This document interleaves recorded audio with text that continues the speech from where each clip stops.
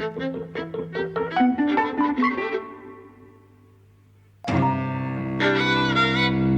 and welcome to Eavesdropping at the Movies. I'm Mike. And I'm José. And today we're talking about Burt Lancaster, which is an obsession of yours recently. So why don't you tell us why we're talking about Burt Lancaster? Yeah, so first of all, this is a kind of special episode of Eavesdropping because it's really on a film star rather than on a film review or in a discussion of an individual film. And the reason why is because ever since the pandemic began, I had this project to look at Yuzo Kawashimi films. But also I was looking at noir, and then my Kawashimi films never arrived, and I thought, oh, well, I'll turn Burt Lancaster into a project because, you know, he'd done this whole series of very interesting noir films in the late 40s. And actually it has become an obsession. The more I find out about him and his career, the more interesting I find him. You begin to see patternings in the career. You begin to see a kind of a politics. Obviously, you also see a star aging and kind of, you know, going from box office status to kind of iconic status and being used kind of differently. But I think, well, two things really that are key to at least my obsession. Three. The first is that he's a pleasure to look at, right? He's a very beautiful man, right, who's got immense athletic grace. Yeah, like watching him move is a pleasure. But then there's a lot of films in which, you know, he does his own stunts, or he jumps and leaps or falls out of a tree, right? And he was a former acrobat, so all of those things are done with incredible grace. It's like watching a stair dancing or something. It's just beautiful to see. So that's the first thing. The second thing is that watching these films, you recognize the politics, right? So Burt Lancaster was what they called a Union settlement kid. Yeah, kind of. The Union settlement was kind of like a social movement, you know, for self-improvement, for communities building community houses in which poor kids could study or do sports or, yeah, kind of to educate them but also keep them off the streets, right? And Burt Lancaster is a product of that, right? He grew up in East Harlem, right, which, you know, it used to be the immigrant neighborhood where all the poor Italians lived in the tenements and so on. That's where he grew up, right? And the Union house, the settlement house, was kind of something that he found key to his formation, you know, and he was basically a left-wing person throughout his life, yeah, kind of, you know, he was never a member of the Communist Party or anything like that, but, you know, he was, I suppose, the product of a Depression-era Franklin D. Roosevelt kind of ethos, yeah? He knew where he came from, and he was very conscious of the need of community and unions and so on, right? Kind of very unusual, kind of, you know, for a top star of the 1950s. And then the third thing that interests me is that you can chart about, you know, 40 years of changes in Hollywood in terms of both production, distribution, exhibition, you know, aesthetics, through charting Burt Lancaster's career through that. So, you know, he became a star in his very first film, The Killers, in 1946. And 1946 was the height of the studio era, right? It was, you know, the year which had most admissions. I think they had 90 million admissions that year, right? It was still the mainstream cultural event. People went to the movies once, twice a week. Yeah, kind of, you know, there was radio, yeah, but not much else. Television hadn't come in, certainly in a mass way in the United States, right? So he is somebody who began there, but almost immediately became a different type of star because, you know, in 1948 there was the Paramount Decree. Yeah, kind of studios were asked to divest themselves of theater, right? Kind of, you know, monopolistic practices where particular studios, you know, controlled production, distribution, exhibition were disbanded, right? So he comes in at that very moment, and he comes in on contract, yeah, to an independent producer, Hal Wallace, working from Paramount, yeah, but with his own control, and manages, you know, from his very first contract to get the right to do one picture on his own, yeah. So, you know, he actually had freedom to do one one film on his own. And actually, that freedom was exercised almost immediately. So a few years after making his debut, he, under Norma Productions, produced Wash the Blood Off My Hands. Yeah, kind of. That Kiss was the his Blood action. Off My Hands. So, Kiss the Blood Off My Hands. So it's a very intriguing story, right? And also the last thing I want to add to this is that he became a star quite late. Yeah, he was 33 years old.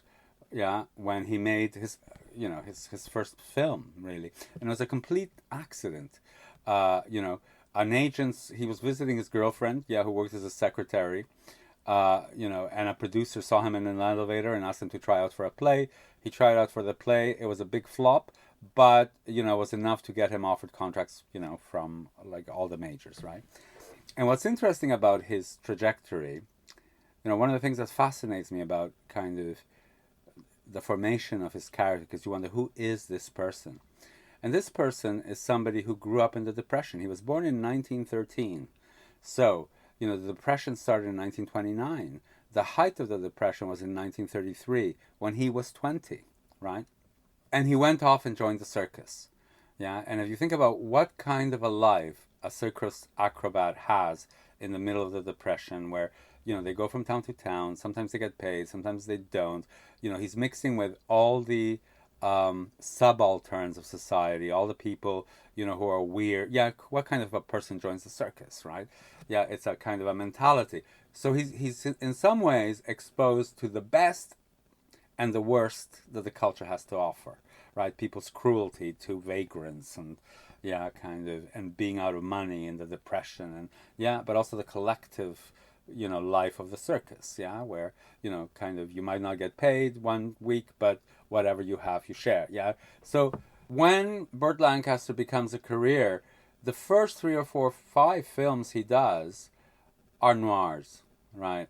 So, he does The Killers, first of all, and then Crisscross, and then Brute Force, which is a prison film, and Kiss the Blood Off My Hands, and Desert Fury, which is kind of like a noir but in color.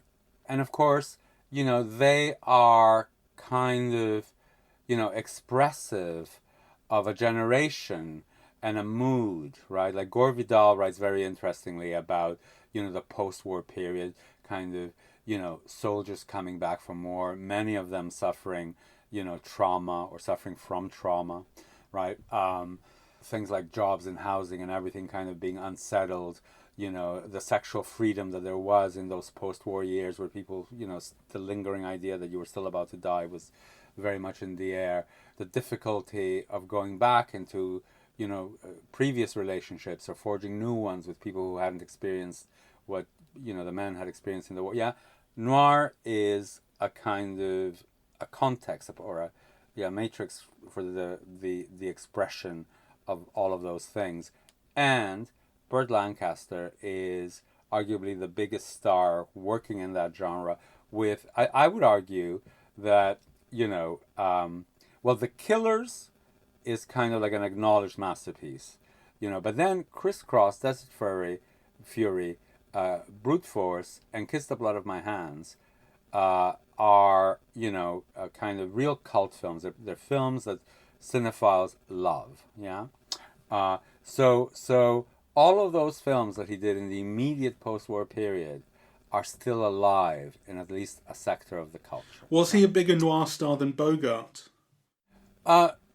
No. I mean, Bogart, was the bigger star in this because, it's like when somebody begins to be a big star. I mean, you could argue that films like The Killers and Brute Force had bigger box office than some of the Bogart films of the late 80s, but Bogart as a star and the salaries he commanded and, his fame and so on had obviously benefited from the last 15 years of stardom.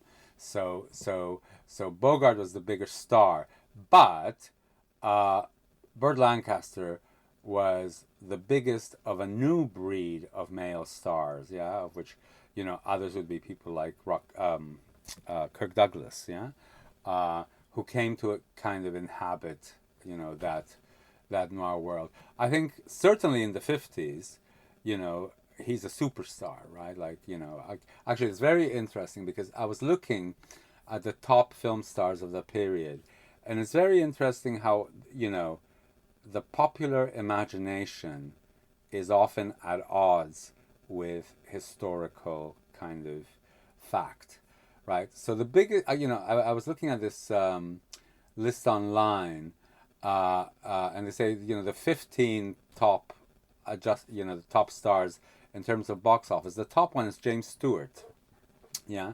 Then it's Charlton Heston, William Holden, Rock Hudson, Dean Martin, and then there's Burt Lancaster, right? So, he's in the top kind of 7 stars of the 50s. And it's kind of, but there's a move already from, the period of post-war adjustment and then Eisenhower America, yeah, of the 1950s, where he develops a different type of persona, because what he does, beginning with The Flame and the Arrow, a Jacques Tourneur film from 1950, is he does what become to be called muscles and teeth role, right? Because, he was a very big man, blonde, wasp, muscly, very athletic, right? And he put, his experience of being a circus acrobat, to use in action films, right?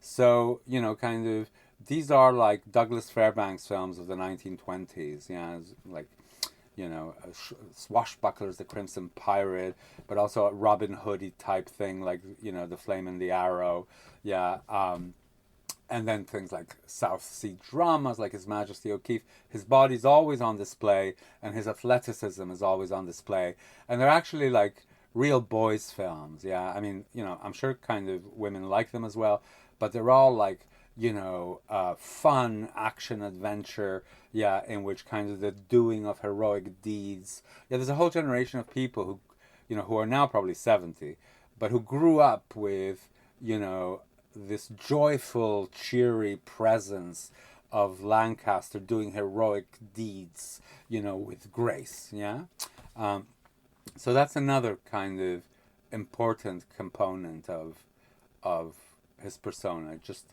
the ability of, doing these amazing things with your body, right, in these entertainments, who really kind of, whose only intention is to delight, right, and to delight with, physical grace, so I love that about it. I mean, I love The Crimson Pirate, and I love The Flame and the Arrow, right?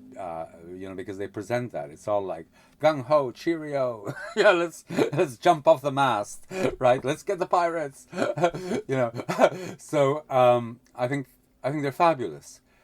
And the other thing about this period is he was a political person, So he was in the committee for the first amendment that fought the House of Un-American Activities hearings. He was one of the last people to drop off because, Bogart and Bacall, like, as soon as they were accused of being communists, they immediately backed off, right? And so I didn't know that, this. He stood by it until he was almost alone in doing it, right? Because actually, he'd never belonged to any of those clubs, and, and he'd been to the army, and nobody could stain him in that way. And then because, he continued producing his own films, he actually hired a lot of blacklisted writers, right? So, and he was somebody, I was thinking, if this had been a French film star instead of an American one, they would have written their autobiography, and there would have been 5 chapters on how they'd fought for, human rights, and, kind of how the government had persecuted them. With Lancaster, you hear none of that. But the fact is, he was denied a passport, because of his political activities, right? He couldn't travel out of the country, for most of the 50s. He had to get special dispensation to go into Mexico, to do Veracruz. And then, in fact, subsequently, I think by 57 or 58, he did have to sign a document, saying that he wasn't a communist. But that's all he did. He didn't name names. He didn't let himself get bullied. He hired people. It's really admirable, in the midst of like this incredible anti-communist hysteria, anti-left hysteria, where the government is persecuting people, for believes that they have a right to hold, that he stood his ground. Yeah, he becomes increasingly admirable, as well as being the foremost independent producer of the 1950s. Yeah, with several companies. So Norm, Hecht Lancaster, and then Hecht Hill Lancaster. Yeah, all producing not only Lancaster's own films, or many of Lancaster's own films, for United Artists distribution, but also producing independent films like Marty, right? So, he was the producer of Marty, which was, a new realist aesthetic written by Paddy Chayefsky that won the Oscar, right? So kind of an extraordinary figure, I think.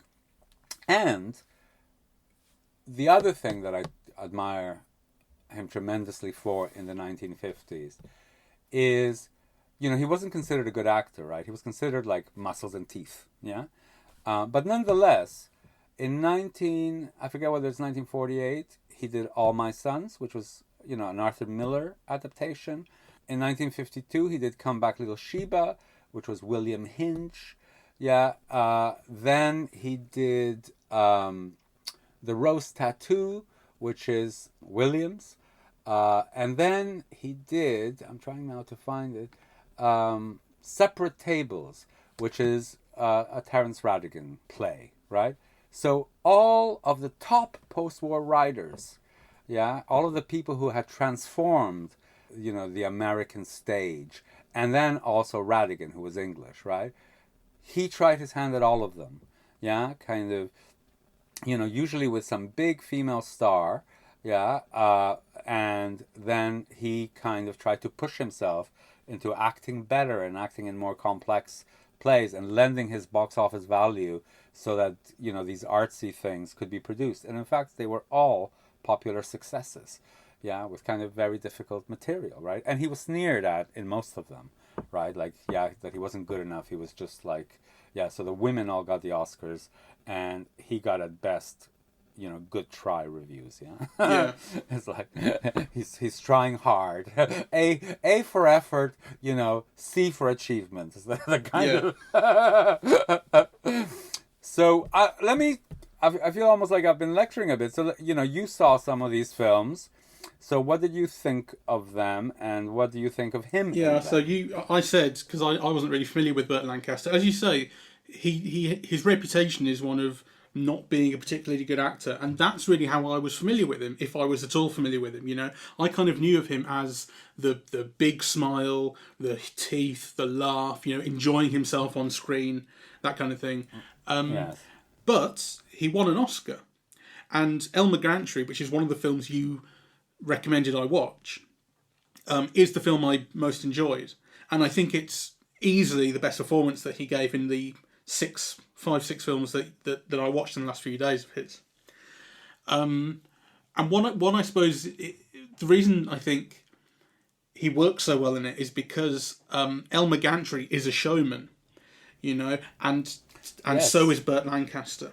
And actually, it rather reminds me of when we saw The Greatest Showman, and I said Hugh Jackman fits that role so perfectly because you always feel like Hugh Jackman's showing off to you. There's something very similar about Burt Lancaster and Elmer Gantry.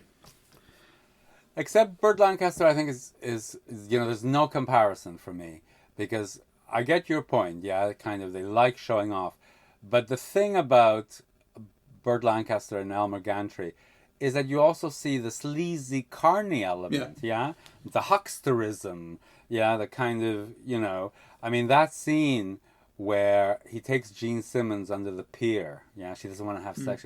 Yeah, it's almost like, oh no, I'll respect you. Like, blah, blah, blah. Yeah, and then she falls, right? That's so that kind of sleazy hucksterism charm. Yeah, he conveys that so beautifully in that film. Oh yeah, I mean, yeah. In terms of what the films do, that is not something that The Greatest Showman is interested in conveying at all. Any kind of complexity to that character. Although that's not to say I don't think Hugh Jackman himself could do it. I mean, he's a good actor, but I mean, it's clearly the superior film, Elmer Gantry, and wants to show more complexity in its main character. But I mean, it's so clear why this was an Oscar-winning performance just from watching it. He's doing so much, and there is so much variety in what he's doing, and there is depth in it, and he's absolutely captivating the whole way through. I find him captivating in everything, and again, he was a very intelligent man, right? And he makes such interesting choices. So, from this period that we're talking about, from 1961, he makes Judgment at Nuremberg, which is, about holding Germans accountable for Nazism. It's almost a little bit like, putting them on trial. So he contributes to that. It's not a very good film. It's a Stanley Kramer film. But it's a moral choice, right? Then he makes The Young Savages, with John Frankenheimer, which is about juvenile delinquency. He makes 7 Days in May, which is about, a potential internal fascist coup in the United States. He makes A Child is Waiting, which is about special needs children, kind of various kinds, disabled children with different disabilities. And that's a John Cassavetes film, right? Kind of, this is one film after another. And The Birdman of Alcatraz, which is, about this guy who was imprisoned and who within prison kind of manages to create a fulfilling intellectual and, moral life for himself, right? I mean, kind of, they're incredible choices. They all have a social purpose. They all take on this idea of American cinema as kind of a national theater, with the purpose of sparking ideas on important social subjects. That's what you see in all of these films, from the early 1960s. Some are better and some are worse. There's the old dictum, if you want to send a message, use Western Union. But actually, there's something heroic about this, and in fact, they're mostly very good films. He seems to be unafraid to make himself the villain at times as well, which is interesting. Yes. Which you saw 7 Days in May. I believe. No, I didn't watch that one. I watched Alzheimer's Raid. Ah, okay. And I watched a bit of Judgment at Nuremberg, but I mean, it was so dry. Yes. No, he often plays the villain, and actually, his first major one was opposite Gary Cooper in Veracruz. Because, the last thing also, I suppose, that I want to mention, not the last thing, but another thing that I want to mention is that he was a very important Western star. He's a very important star of Westerns, right? So Veracruz was one of the sociological phenomena films of the 50s. It was a massive, massive hit, right? And he played the villain to Gary Cooper's hero in it. And then he also, another kind of huge success of the period was Apache, and again, this is another thing about Burt Lancaster, he played, the persecuted Indian in this film, and also in Jim Thorpe, All-American, which is about a native person, who won the Olympics and had his medals taken away, and descended into alcoholism. But, there's, he is a native person, he's an Indian, and much is made of the oppression that he lives with as a result of it. So, both Apache and Jim Thorpe. And this is in the early mid-50s, right? So, it's not like something that will rupture the universe, but they're important contributions, that he's making in his choices. And he can make those choices because he's got the box office to make those choices. And they all turned out into very successful films. Some of them, the top successes of the year, like Apache, was one of the top 10 films of the year. Veracruz, I think, the very top box office hits of the year, etc. Right? So, you begin to see strands. There's almost no junk in his career, right? There are films that work better and there are films that work bad, less well off.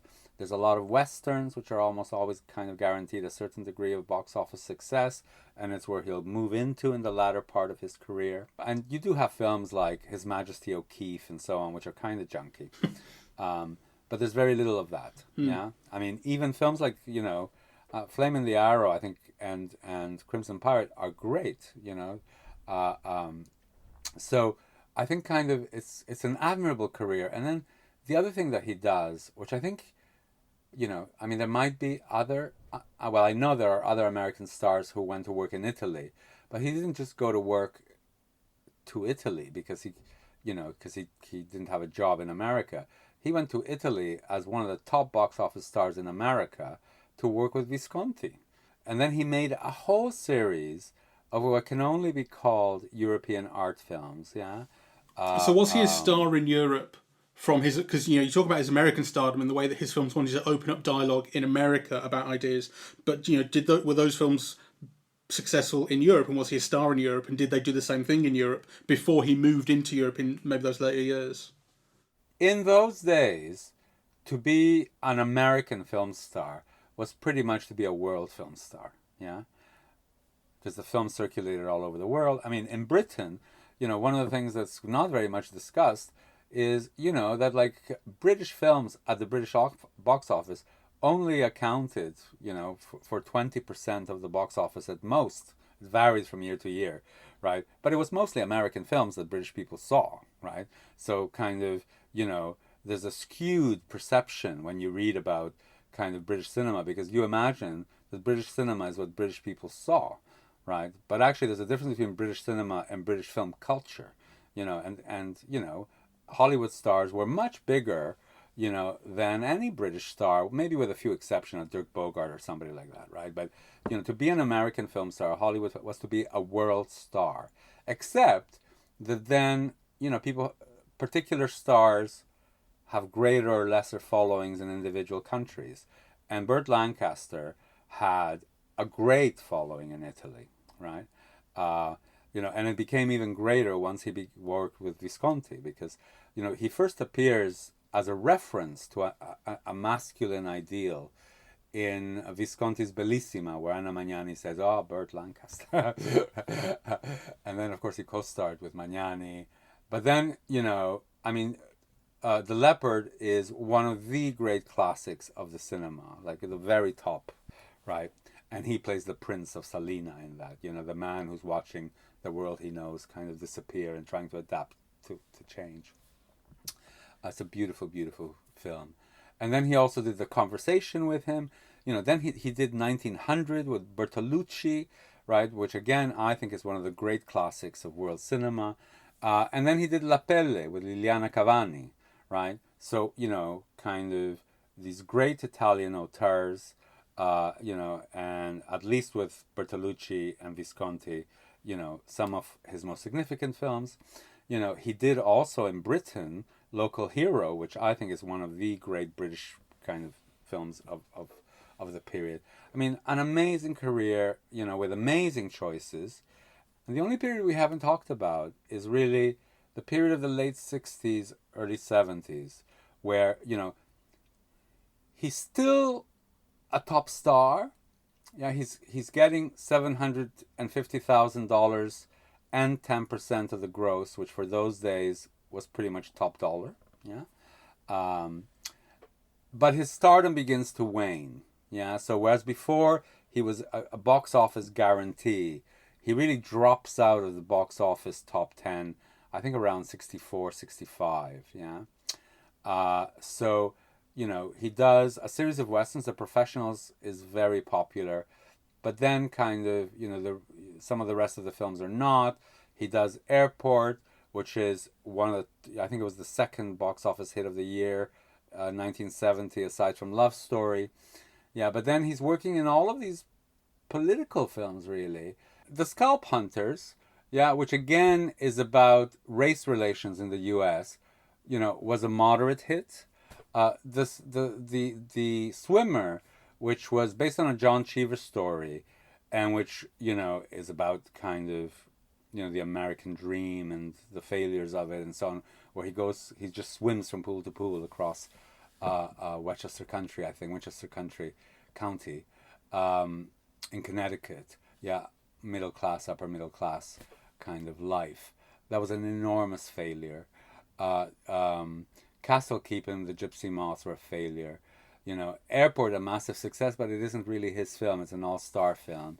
And then he does these series of westerns that are just brilliant. Yeah, kind of Lawman, in which he plays an inflexible kind of sheriff, really. Valdez is Coming, which again is about racism. Hosanna's Raid, which kind of, brings up kind of questions having to do with the Vietnam War, just like Castle Keep did, actually.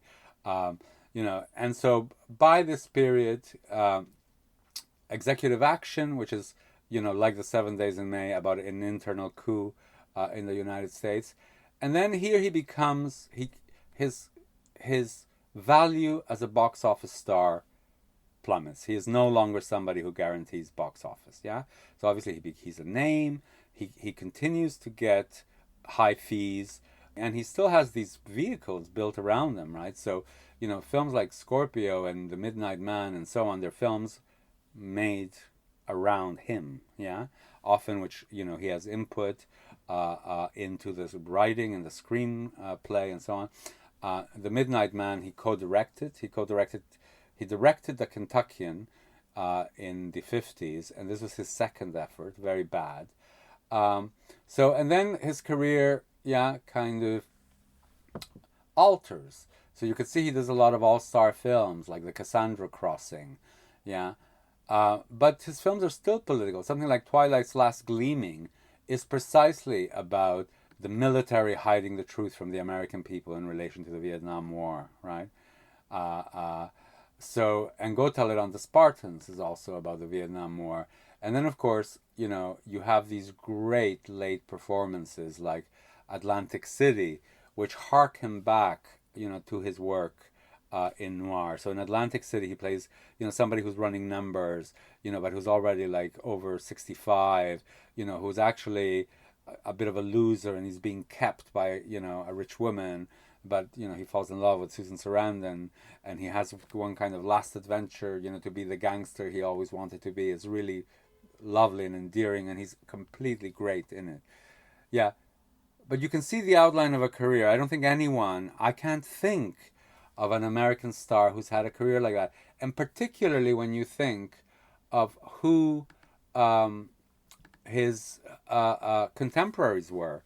Yeah, so you think of Kirk Douglas, you think of people like Gregory Peck or Tony Curtis, or if you think, because we have this, when we think of the 50s, a lot of people think of Brando or James Dean, or Montgomery Clift, but these were not the big box office stars of the period. I mean, even Brando does not figure in the top 15 box office stars, right?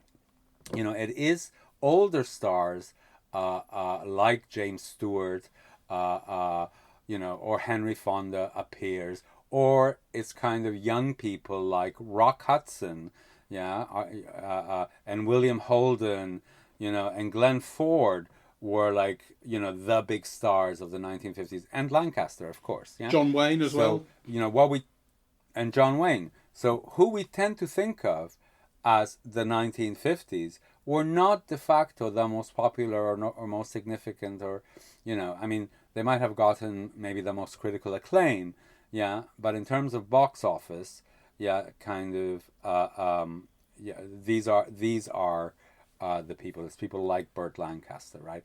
And actually, the thing about Burt Lancaster is he often crops up. I think he crops up almost every year, actually, from about 47 till about 65. But he'll often crop up at number 19 or 18 or 20 or, And then actually there's a few years, 3 or 4 years, where he makes the top 10, But I think you barely see Brando in any of those lists.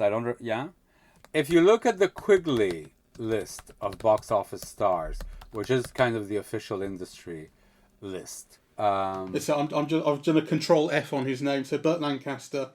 So he's 16th in 50, 25th in 51, 24th in 52, 17th in 53. Then he's 13th, then 16th, then 4th, then 15th, then 20th, then not in the top 25, then 19th, then 11th, then 10th. See what I mean? You get a kind of a different picture, right? He's one of the top stars of the 1950s. He was 6th of the, when they did it adjusted in adjusted figures. He appeared in more box office successes than anyone. But this is the official industry list, and you can see that he really reappears throughout. And it's true that, Marlon Brando appears more than I thought, actually. But, the other people that reappeared, the John Waynes, the William Holdens, the Gary Coopers, the Dean Martin and Jerry Lewis, all those people, it's like kind of, when you think of the 1950s, you think James Dean, Marilyn Monroe, Elizabeth Taylor, yeah? And yet, kind of... Well, yeah, that's kind of what I was saying. Like, Burt Lancaster, in my mind, is this kind of cultural absence from the history of cinema, despite the fact he was a big star. Yes. Like, so he has kind of there's something that seems invisible about his presence these days, whereas there really shouldn't be. And that's what fascinates me, because he's someone who did very little junk, yeah, who made really intelligent choices. Many of them are moral choices, yeah, that involved risk.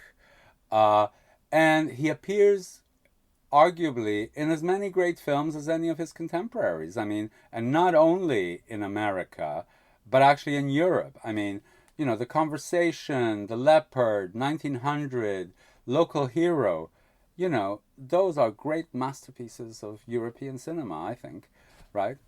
So... I don't like Local Hero. So boring. I love it. Oof, I love it. And actually, I got a Blu-ray of it, and what I'd forgotten is how astonishingly visually beautiful it is. Yeah, how Chris Menge's cinematography is just gobsmacking, and it's something that I'd never noticed when I first saw it, right? Because, you're just focused on the quirkiness and the humor, and and you're not paying attention to just how magnificent it is visually. So let's then go to this question of, we've established kind of the variety of things that he did in his career and the power that he had, and the morals, the morality which showed through his work. But we've also kind of established that he is not someone who culturally is stuck in the mind like his contemporaries. So why is that? Why is that? I think because he represents the best of America. Yeah, I think he represents, I think America had a period in the post-war period, where it was not only seen as the most developed, the richest, most democratic country. It had just won the war. It was super rich compared to other countries. It was democratic, right? And Burt Lancaster, with his body and his teeth and his smile, yeah, and also kind of, yeah, the concern for social justice that most of his films demonstrated and advocated, is something that doesn't sit well in our current conceptions of what America is. This kind of... So you're saying that now, like in the last 5 years maybe, that kind of doesn't match up well. No, not in the last 5 years. I think I would argue it's post-Vietnam, post-Watergate, this idea of America. Right. The idea of America changed with, the Kennedy assassinations, Martin Luther King, the Vietnam War, Watergate. Those were all... So the kind of fall from innocence, fall from innocence, is that the right term? Fall from innocence of America in that period, the end of the hippie era, Watergate, the Vietnam War, everything becoming corrupt, evil. That coincided with a forgetting Burt Lancaster. There's a kind of cynicism in the culture now that doesn't jive with the earnestness, of Lancaster's career, right? So Kate Buford, in her biography of him, the title is An American Life. Yeah, that kind of his life and his career is somehow also symbolic of America at a particular period. But the America of that period, which I think is really kind of, has its roots in Depression America, a Rooseveltian ideas of society, the experience of war, then the experience of kind of the economic prosperity, what an American life, what was possible for an American life in 1950s, and its kind of beliefs and its aspirations, they don't sit very well with us at the moment, right? And even though, Burt Lancaster was a rebel and a cynic. I mean, after all, he bloody worked in a carnival, and he kind of grew into adulthood during the Depression. So, there was a lot of sleaziness and hucksterism and what you need to get by and having to be street smart and so on. But that was in relation to aspiring to ideals that were believed in. I don't think those ideals are believed in anymore.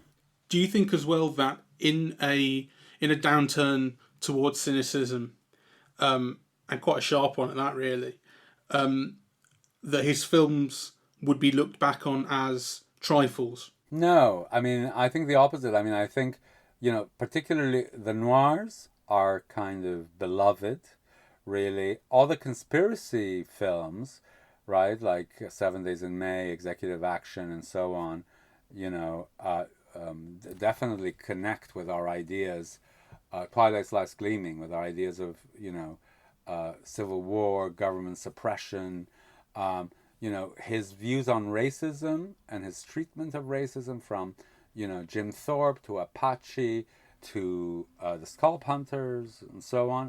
They jive in very much, and I think people will find, Valdez is coming, will find value in those explorations.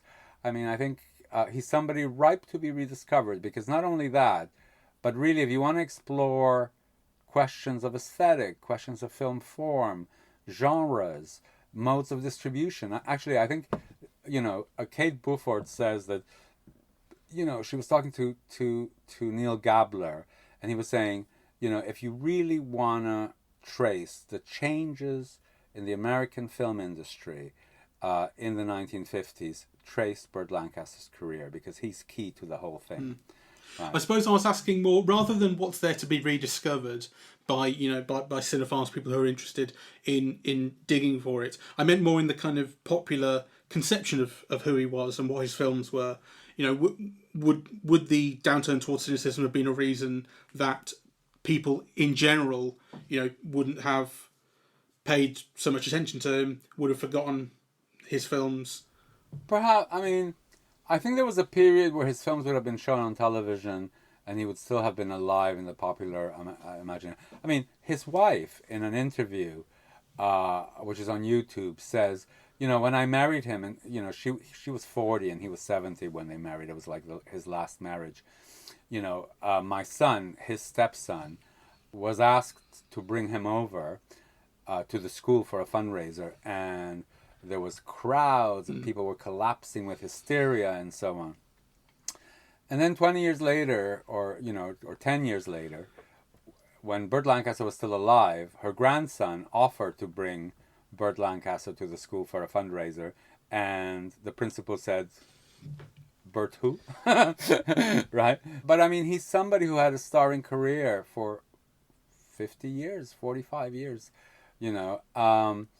And my experience, certainly as a teacher, is, that it's a generational thing, Actually, within my own experience, and it's something now hard to believe, but, when I first started teaching at Warwick, I remember talking to the students about Jane Fonda. None of them knew who she was, She hadn't made a film by that point since, for the last 10 years or 15 years, so... They simply didn't know who she was. So somebody who'd been so significant in the 60s and the 70s, by the 90s, nobody knew who she was. And now, again, everybody knows who she is, right? So there's always kind of, these ups and downs in, how social knowledges kind of circulate. Sometimes they're just down. They never resurface, right?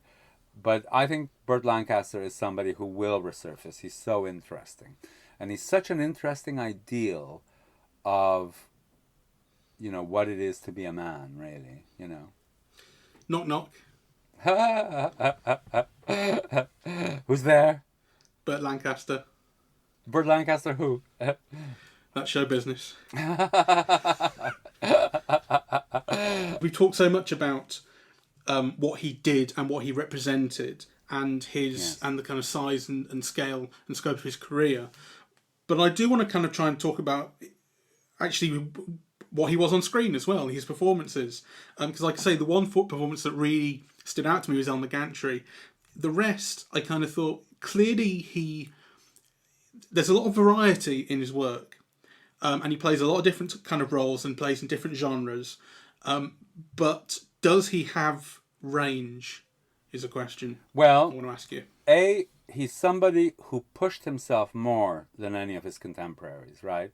As I said, he did Miller, he did Williams, he did Inge, yeah, he did Radigan, he did Shaw, right? He did classics, right? So, and I think he's very good in them. I think he's a brilliant actor. Right. He's a film actor, right? And one of the things that I think is often not given enough credit are, so we tend to think of good acting as like conveying emotional complexity, right, or interiority, right, which I think he also does, right, in a lot of his films, yeah, in The Leopard and so on. But I think what's not appreciated about, what I consider important in film acting are things that have to do with being and moving, yeah, rather than just performing, right?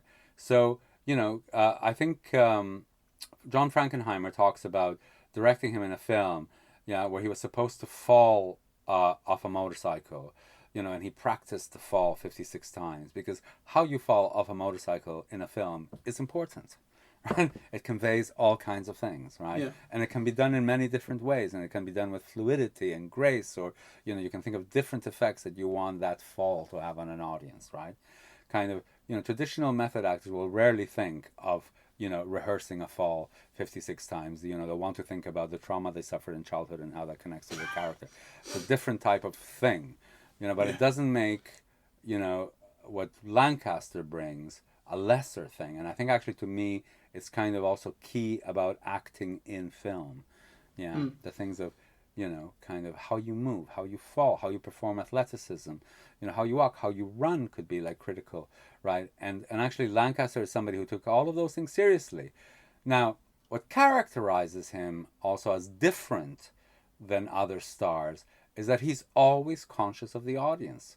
Yeah, he is actually a showman. Right, like kind of, there are some bits in Trapeze where, he swings and, the way that he falls and he looks at the audience and he smiles with those big teeth. He is, he's conscious of an audience's pleasure, right, and of communicating with an audience, yeah, that kind of, his whole training, yeah, was to astonish, to delight, yeah, kind of an audience. And you see that in most of his performances. And again, that's different than our conception of acting or of good acting.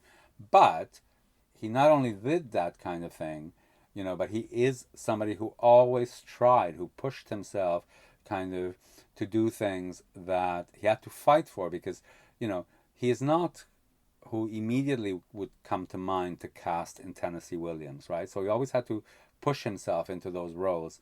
And I think he did brilliantly, right? And it's very interesting to look at contemporary reviews, which were really sneery of him, and to look at him now, because I think he's absolutely, fantastic opposite Anna Magnani in The Rose Tattoo.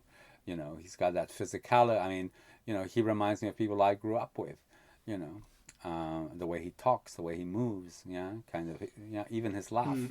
Yeah, but but the kind of things you're describing, that acting interiority, as you describe it, as opposed to acting, the showman, is that something that, is there reasonable room for criticism of his abilities in that register?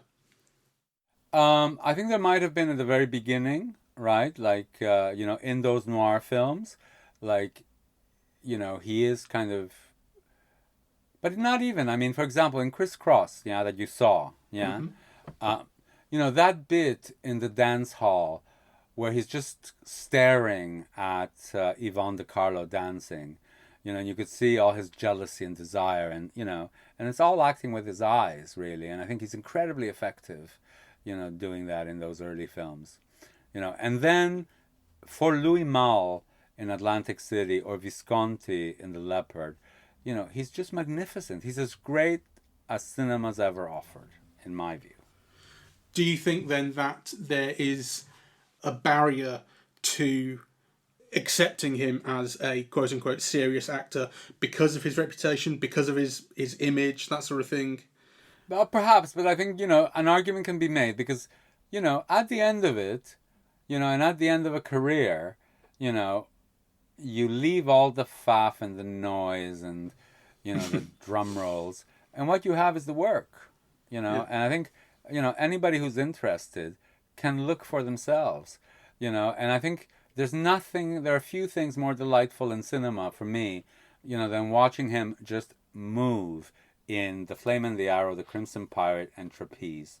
I love kind of seeing him as this desiring man in all of the noir films, because that's who he is. He often plays losers who love the wrong women, and they're very romantic films. And actually, also what's unusual about him is that he's treated as this desiring subject, but often in the early films, he is there to be looked at, right? Like, his body is on full display. His body is part of what an audience pleasure in watching him is about, in a way that is very unusual up to that point, right? So I think he seems to also have people cast around him to help him stand out. It feels like to me. Well, like, it seems like he has people, like shorter people, for instance, people above whom he can stand and. No, well, I know he was very, very tall. I mean, the thing about the shorter people, Nick Cravat was his partner in the circus, right? And so when you see him, that's what you see. And actually, the reason why they partnered up is because they thought there was something inherently funny, that pleased the audience about seeing such a tall man and such a short man perform acrobatics together. Usually with the short man holding the tall man up. Yeah. So that's showbiz, They reminded me of Gaston and his little mate from Beauty and the Beast. Right. Those two remind me of that quite a lot. And in Gaston is the whole I eat 7 dozen eggs and I'm as big as a barge and all the rest. That seems to be Burt Lancaster all over. Yes. But just to go back to this idea that here is this magnificent work, and the thing about him being cast, opposite all these great people, to be honest, a star of his stature, would normally have boycotted those people, because the whole thing is you want to look good. And actually, if you're acting opposite Barbara Stanwyck or Katharine Hepburn or Laurence Olivier, or, you risk making yourself look bad. So he was fearless, opposite Anna Magnani, Stanwyck, Hepburn, right?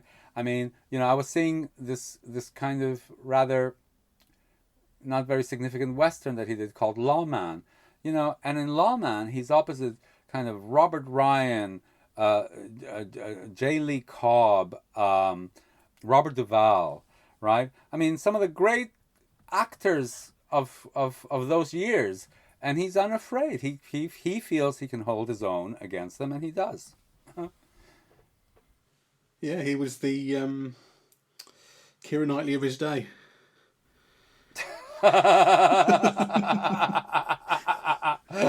Talk about deflation. Though I love her. He's the AFI's 19th greatest male star. There you go. He sits in 19th, just beating the Marx Brothers, Buster Keaton, and Sidney Poitier. Well, there you go. There you go. Anyway, it's been kind of a joy, because I have now seen all of his films up to 1985, excluding the work he did for television. Yeah, I haven't gotten to it yet. And he's been a joy and a surprise and a discovery, and by watching the career develop, I've learned about different genres, about a mise en scène of stardom, about, a changing aesthetic styles in Hollywood cinema.